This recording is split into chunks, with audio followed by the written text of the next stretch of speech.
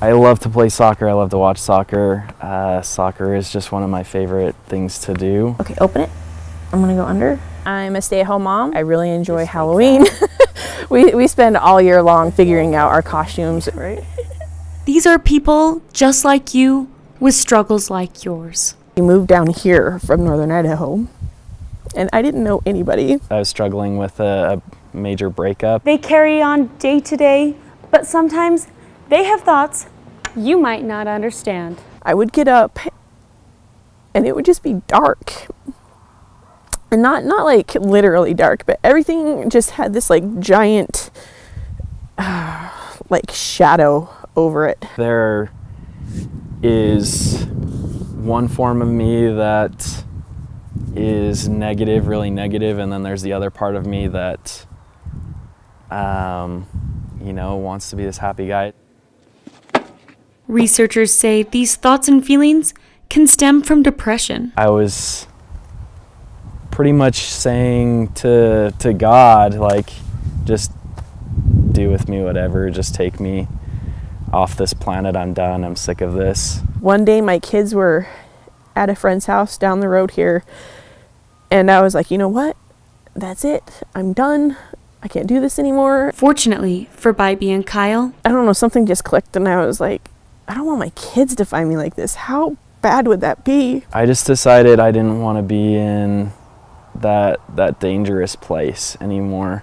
To help them through the hard times, they are both going to a support group here at the Cache Valley National Alliance on Mental Illness Center. the National Institute of Mental Health says in 2016, 9.8 million adults were having serious thoughts of suicide, and 1.3 million adults attempted. While statistics give insight into just how many, survivors say there's a face behind each one. I don't think it's fair for any woman to feel like they're a statistic. I don't think of myself as a statistic. Everyone's their own individual. That's just treating somebody, well, you're number one, you're number two, you're number three. No, I'm Samantha. Bybee and Kyle say if anyone is struggling with mental illness, to remember that you're not alone and there's help. One, don't pick up the phone. You know he's only calling because he's drunk and alone. Two. Everyone needs a reason to dance. Here, it's suicide. This is not a walkathon, a hotline, or a billboard campaign. There's other communities out there that care about this. Dance is such a big and awesome and fun and uplifting thing, so I think doing that to bring awareness to this important cause is awesome.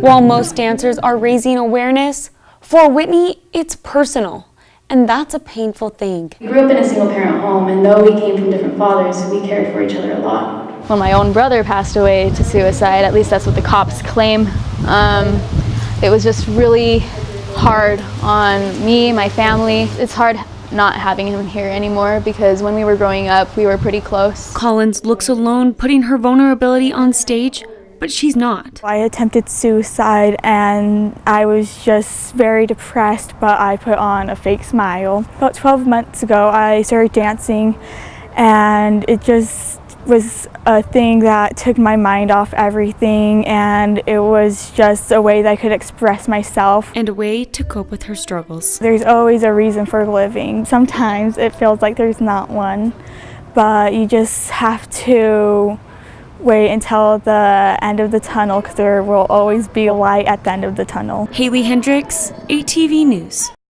Shots fired, shots fired. Copy, shots fired, 1929. Roll me, give me 1078, 1033. Cops are responding after a man fires his gun in a possible attempt at suicide by cop.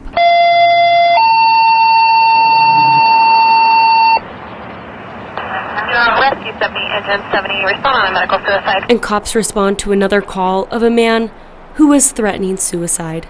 Suicide is the 10th leading cause of death in the United States and the 8th in Utah, according to the Utah Department of Health. Well, perhaps then we can think of what else you could do to keep yourself safe. Just to get through until morning at least. This crisis hotline video shows a worker talking a caller through their suicidal thoughts. Here in Utah, getting mental health help is just a phone call away, but it can also be weeks away. I reached out to mental health clinics to see if a therapist would do an interview, and I got unreturned calls and waitlisted.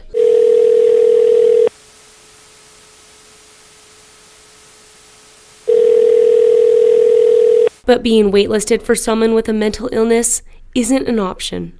They don't have time to wait. Hi, I'm just wondering what the wait time is for a therapy session for mental illness. Calling 7 different mental health clinics in northern Utah, I found wait times to be shocking. So my therapists right now, 3 of them have about an 8-week wait list for new patients, and then one of my therapists has about a year wait list for new patients. It's hard to tell, though. You have you'd have to fill out a new client enrollment application, and then someone will give you a call back in 1 to 2 business days to get something set up.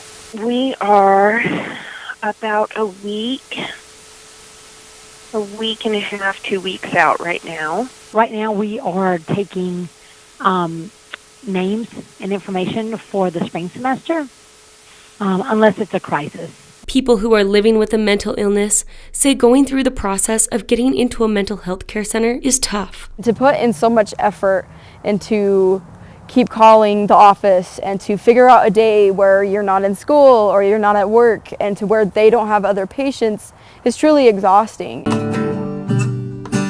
Playing her guitar, Robert says she's happy with her life. But after her first semester at Utah State, she wasn't. I had depression and anxiety and OCD. And if she hadn't gotten help, I wouldn't be here. I would be dead. I know that for sure. But because she did. I'm slowly learning that I am someone of importance and that I belong.